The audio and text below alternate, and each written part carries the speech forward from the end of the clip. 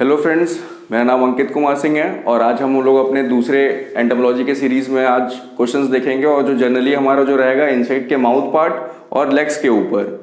तो हम देखते हैं जो हमारा पहला क्वेश्चन है, mouth part of insect consist of. Insects के माउथ पार्ट में क्या क्या होता है? तो पहला हमारा होता है labrum, after that mandibles, then maxillae, और इसके बाद हमारा हाइपोफेरिंग्स और लेबियम, लेबियम। तो जैसे कि हम इसको बना भी सकते हैं 1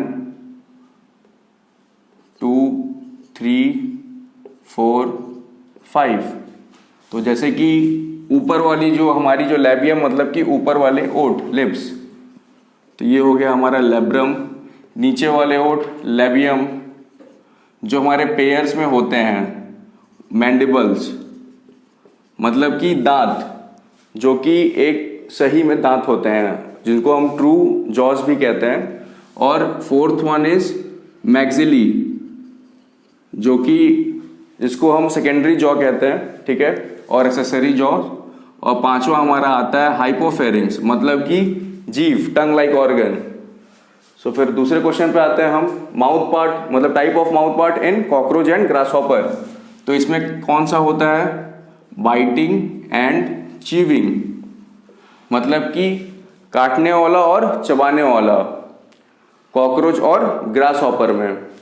दूसरा हमारा तीसरा क्वेश्चन है, type of mouth part in bugs and mosquito, मतलब ये कैसा होता है? Piercing and sucking. पियर्सिंग मतलब कि पेनिट्रेट करना, अंदर धंसाना। सकिंग मतलब कि चूस लेना।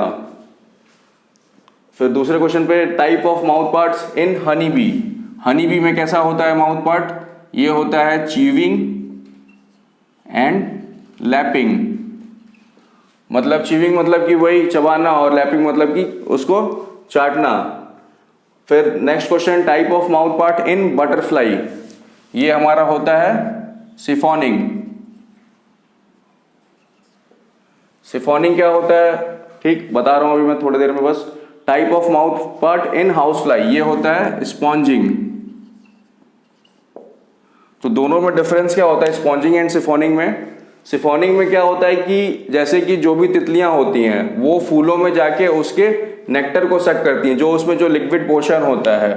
तो इसमें क्या होता है, जो इनका जो प्रोबोसिस होता है, जो कि इनका जैसे ये माउथ पार्ट है और ये माउथ पार्ट में ये ऐसे पूरा क्वाइल्ड रहता है, मतलब कि एक पूरा घुमाने, मतलब जैसे कि हम देखते हैं जो हम घर में कॉइल यूज करते हैं मच्छर वाला, उसी तरह से ये पूरा घुमा रहता है, रोल्ड रहता है, और इसी को ये इलोंगेट करती हैं और फ्लावर से जो भी रहता है वो रस चूस लेती हैं।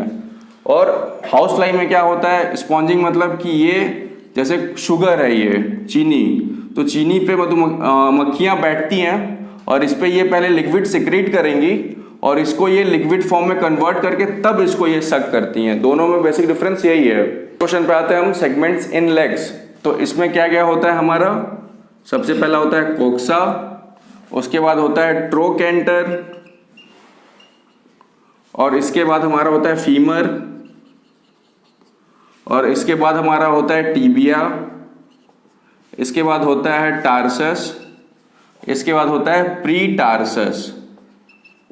क्वेश्चन ये भी आता है आपके एग्जाम में कि जो लेग में सबसे लंबा कौन सा होता है? तो ये सबसे जो लॉन्गेस्ट होता है फीमर। नेक्स्ट क्वेश्चन पे हम आते हैं, type of leg in cockroach. ये होता है हमारा कैसा? कर्सोरियल, मतलब कि रनिंग टाइप, दौड़ने वाले पैर होते हैं इसमें, जैसे कि वो बहुत तेजी से दौड़ते हैं कॉकरोच। फिर नेक्स्ट आते हैं हम, फोरलेग ऑफ मोल क्रिकेट। ये कैसा होता है? फोसोरियल। फोसोरियल मतलब कि digging type of leg. Digging मतलब कि गड्ढा खोदने वाला, ठीक है। फिर हम आते हैं फोरलेग्स ऑफ प्रेइंग मैंटिस। तो प्रेइंग मैंटिस जो आप देखते हैं जिनके जो पैर आगे के मुड़े होते हैं दोनों फोरलेग, तो ये कैसे होते हैं? रैप्टोरियल। रैप्टोरियल मतलब कि प्रेइंग टाइप, शिकार करने वाले। इनके जो दोनों आगे के पैर होते हैं इससे ये अपने जो भी इनके जो रहते हैं जिनको इनको पकड़ना रहता है उसको वो पकड़ के खा लेते हैं। नेक्स्ट क्वेश्चन पे हम आते हैं, type of legs in house fly. House fly में कैसा होता है, मक्खियों में ये होता है स्टिकिंग टाइप। स्टिकिंग टाइप मतलब कि चिपकने वाला, ठीक है। और नेक्स्ट क्वेश्चन हम आते हैं, hind legs of honey bee. Honey bee में कैसा होता है, फोरेजियल मतलब कि पॉलन कलेक्शन।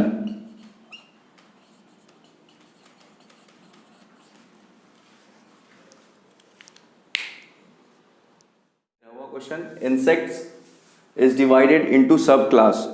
तो इंसेक्ट के जो सब क्लास हैं ये दो पार्ट में डिवाइड है। ये है ए पेट्रीगोटा और दूसरा है पेट्रीगोटा। दोनों में डिफरेंस क्या होता है, ए पेट्रीगोटा और पेट्रीगोटा में। ए पेट्रीगोटा मतलब जिनमें पंख नहीं होगा, जो विंगलेस होंगे, और पेट्रीगोटा जिनमें पंख मौजूद होगा। और जो पेट्रीगोटा है जिनमें पंख होता है ये भी दो पार्ट में डिवाइड होते हैं। एक होता है एक्सो पेट्रीगोटा और एक होता है एंडो पेट्रीगोटा। तो हम जानते हैं कि जो हमारे जो इंसेक्ट्स हैं उनके टोटल 29 ऑर्डर्स हैं। तो 29 ऑर्डर्स में हम फर्दर जो डिवाइड करते हैं कि उनको जो हमारा जो पूरा 29 ऑर्डर रहता है उनको जब हम डिवाइड करते हैं तो बेसिकली हम लोग दो पार्ट में डिवाइड करते हैं, विंग के प्रेजेंट रहने और ना प्रेजेंट रहने पे, ए पेट्रीगोटा एंड पेट्रीगोटा। तो जो ए पेट्रीगोटा होता है उनमें होते हैं हमारे 4 ऑर्डर, ठीक। और पेट्रीगोटा जो एक्सो होते हैं उसमें 16 ऑर्डर्स आते हैं और एंडो में आते हैं 9। एक्सो मतलब कि बाहर की तरफ पंख और एंडो मतलब अंदर की तरफ पंख। तो इस हिसाब से मतलब टोटल 4 16 9 29। तो ये हमारे टोटल कितने हो जाते हैं, 29 ऑर्डर्स हो जाते हैं, ठीक है। तो हम नेक्स्ट क्वेश्चन पे आते हैं विंग्स के ऊपर ही, कि forewing of grasshopper and cockroach. तो कॉकरोच और ग्रास हॉपर में कैसा होता है, ये होता है टैगमिना। टैगमिना मतलब कि लेदरी टाइप, लेदरी मतलब कि मांस की तरह। फिर हम नेक्स्ट क्वेश्चन पे आते हैं, फोरविंग्स ऑफ बिटल्स। ये कैसा होता है, ये होता है इलाइट्रा। इलाइट्रा मतलब कि जो इसके जो विंग होंगे ऊपर के। और एक चीज और कि जो हम बात कर रहे हैं फोरविंग, तो हम जानते हैं कि जो इंसेक्ट्स होते हैं तो थोरेसिक सेगमेंट में उसके जो 3 सेगमेंटेड में होता है थोरेक्स। तो पहला जो होता है ये होता है prothorax, second one is mesothorax and third one is metathorax. और इन दोनों को हम साथ में कहते हैं पेट्रोथोरेसिक सेगमेंट। तो इन्हीं पे हमारे विंग्स प्रेजेंट होते हैं, मेसोथोरेक्स और मेटाथोरेक्स पे। तो ये हमेशा पेयर में होंगे, ठीक है। तो आगे वाले जो मेसोथोरेक्स पे जो विंग होते हैं उनको हम कहते हैं फोर विंग, और जो पिछले जो होते हैं उनको कहते हैं हम हाइंड विंग। तो इसमें यही पूछ रहा है कि फोर विंग ऑफ बिटल्स, जो बिटल्स होते हैं उसके फोर विंग कैसे होते हैं, वो होते हैं इलाइट्रा टाइप। इलाइट्रा कैसा होता है, ये बहुत ही हार्ड होता है जिसको कि पेनिट्रेट करना इजी नहीं होता है, ठीक। अब हम नेक्स्ट क्वेश्चन पे आते हैं, फोर विंग ऑफ हेट्रोपेटेरन बग्स। तो ये कैसा होता है, ये होता है हेमी इलाइट्रा। नाम से आपको पता है हेमी, हेमी मतलब कि आधा। तो जैसे कि ये विंग है फोर विंग, तो ये जो आधा जो है ये पूरा का पूरा बहुत ही हार्ड रहेगा, और जो नीचे के जो पोर्शन रहेंगे ये मेम्ब्रेनस रहता है। मेम्ब्रेनस मतलब कि जालीनुमा या ट्रांसपेरेंट, जिसको आर पार पारदर्शी, जिसको हम देख सकते हैं इधर से उधर। और फिर हम नेक्स्ट आते हैं wings of butterfly and moth. Butterfly और मॉथ में कैसा होता है, ये होता है स्केली विंग। इनके विंग्स पे स्केल्स बने रहते हैं। ये हमारा हो गया, ये स्केल्स बने रहते हैं इस पे हमारे बटरफ्लाई और मॉथ पे। फिर हम नेक्स्ट क्वेश्चन पे आते हैं, hind wings of grasshopper, cockroach and beetles. ये कैसा होता है, पिछले के जो दोनों, इसके जो नीचे के जो दोनों होते हैं विंग्स, हाइंड विंग्स, ये कैसे होते हैं हमारे मेम्ब्रेनस होते हैं। जैसे कि मान लीजिए ये इसका विंग है, तो ये पूरा इसके में मेम्ब्रेन मतलब कि वेंस बने रहते हैं ऐसे ऐसे, ठीक है। तो ये मेम्ब्रेनस होता है। और इसमें आपको बताया गया था कि हेमिलाइट्रा में भी कि ऊपर का जो सिरा होता है विंग का वो कैसा होता है, half of the wing is Elytra, that is hard. और जो नीचे का जो पोर्शन होता है वो कैसा होता है हमारा मेम्ब्रेनस, ठीक है। तो हम आते हैं next question, wing venation was given by. Wing venation होता क्या है? विंग वेनेशन कुछ भी नहीं है, ये जो हमारे जो विंग्स होते हैं इंसेक्ट्स के, उसमें वेंस के अरेंजमेंट को ही हम विंग वेनेशन कहते हैं। मतलब कि ये हमारा जो विंग है, इसमें जो हम अरेंजमेंट करते हैं, मतलब जो भी वेंस रहते हैं, नसें जो इंसेक्ट्स के जो वेंस में होती हैं, तो इसी को हम कहते हैं विंग वेनेशन। तो इसको दिया किसने था? हमारे कॉम्स्टॉक एंड नेडम ने। ठीक है, विंग वेनेशन हो गया। अब ये जो हमने आपको बताया था कि जो हमारा विंग वेनेशन होता है, अरेंजमेंट ऑफ वेंस, नसों का किस तरह से हम अरेंजमेंट करते हैं, मतलब इंसेक्ट्स जो होते हैं अरेंजमेंट करते हैं, अरेंजमेंट होता है इनके विंग्स में। तो यही है कि किस विंग में नहीं होगा। तो हमको पता है कि जो हमारा जो इलाइट्रा होता है, ये पूरा का पूरा हार्ड होता है। जैसे कि ये फोरविंग है इंसेक्ट का, ये पूरा का पूरा हार्ड होगा, एकदम हार्ड होगा। तो इसमें वेंस रहते ही नहीं है, इसमें कोई भी नस नहीं रहता है, तो इसके लिए इसका होगा इलाइट्रा। फिर हम अपने नेक्स्ट क्वेश्चन पे आते हैं कि type of wing coupling in honey bee. Wing coupling honey bee में क्या होता है, कैसा होता है?